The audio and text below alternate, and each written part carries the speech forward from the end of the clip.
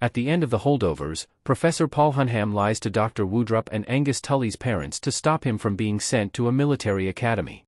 While Hunham and Tully initially had an adversarial relationship, they form a bond over their Christmas holiday together, changing both of them forever. The Holdovers is directed by Alexander Payne from a script by David Hemingson and features performances from Paul Giamatti, Dominic Sessa, Divine Joy Randolph, Carrie Preston, Andrew Garman, and more. Angus Tully, Dominic Sessa, plans to spend his 1970 Christmas vacation on the beach at St. Kitts, but his mother and stepfather decide to leave him at Barton boarding school for winter break so they can go on a belated honeymoon. Angus has already been suspended from multiple schools for behavioral issues, so being stuck with the widely disliked Professor Paul Hunham, Paul Giamatti, for Christmas break is a recipe for disaster. Despite the volatile situation, Hunham and Tully form an unlikely bond. In the end, when Angus is faced with the threat of suspension and being sent to a military academy, Hunham takes the fall, losing his own job to protect Tully. Why Hunham lied to Woodrup to protect Tully? Barton men don't lie unless it's to sacrifice their careers for Angus Tully. As a former Barton student, Hunham prizes the integrity of the institution, making him a notoriously strict teacher with famously harsh grading standards. He doesn't even budge at the request of headmaster Dr. Hardy Woodrup, Andrew Garman, who wants the sons of some influential figures and school donors to get preferential treatment. Hunham repeatedly states, Barton men don't lie, yet he makes numerous exceptions to this rule for Angus, most notably at the end when he says it was his idea for Angus to visit Angus' dad at the sanatorium, a lie that saves Angus from being sent to military academy, and potentially, eventually, Vietnam, but costs Hunham his job.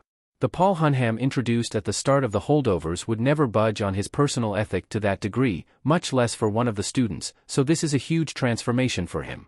It should be noted that, despite Angus' discipline issues, he's one of the few students who didn't fail the test Hunham hands out at the start of the movie, but it's not until their personal relationship evolves that Hunham truly shows favor to Angus. As they get to know each other more, particularly during the trip to Boston, Hunham sees himself in Tully and recognizes his potential.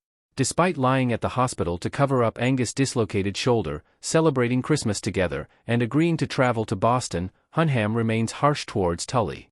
The moment he truly begins to turn a corner is when he discovers Angus has a prescription for Librium, the same medication Hunham takes for depression. He begins to see how the ways Tully is acting out are mostly symptoms of his difficult family situation. Since similar struggles got him kicked out of Harvard, and he was only saved by a benevolent mentor from Barton, Hunham knows just how valuable a helping hand could be to Tully, leading him to sacrifice his career for the boy's future. How Mary Lamb's story is essential to saving Angus. The Holdovers focuses on Angus Tully and Paul Hunham, but it's actually about Curtis Lamb. While the main plot of the Holdovers focuses on the relationship between Paul Hunham and Angus Tully, the presence of Mary Lamb, Divine Joy Randolph, is essential to establish the stakes at play for Angus' future. Mary's son, Curtis, was a former Barton student who didn't come from privilege like all the other boys at the school because he was the son of a single black mother. Despite his good grades, they couldn't afford college, meaning he couldn't get a student deferment from the draft and was sent to Vietnam where he was killed in action, but Mary stayed at Barton because it was the last place her and Curtis were together. After his encounter with an injured Vietnam veteran at the bar, Hunham tries to make him face his privilege, saying, "Barton boys don't go to Vietnam," to which Tully responds, "Except for Curtis Lamb." At the end of the Holdovers, when Hunham goes to Dr. Woodrup's office, Mary sits outside the door to hold Tully's hand. As the son of the only Barton boy to go to Vietnam, she knows the stakes at play if Tully has to go to a military academy. Through his relationship with boy Mary and Angus, Hunham also knows the stakes are bigger than just his education, so he takes the blame for the situation with Angus' dad.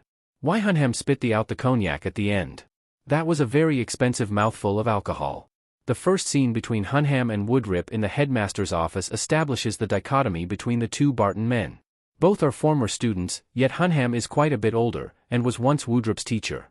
Woodrup's office is much nicer than Hunham's, and he has a bottle of Louis XIII cognac on his desk, a gift from the school's board of directors worth thousands of dollars in 2023 dollars. Woodrup urges Hunham to use gentler grading standards for the sons of some of Barton's more influential men, which Hunham refuses to do. It would undermine the integrity of the institution, devaluing what it means to be a Barton man.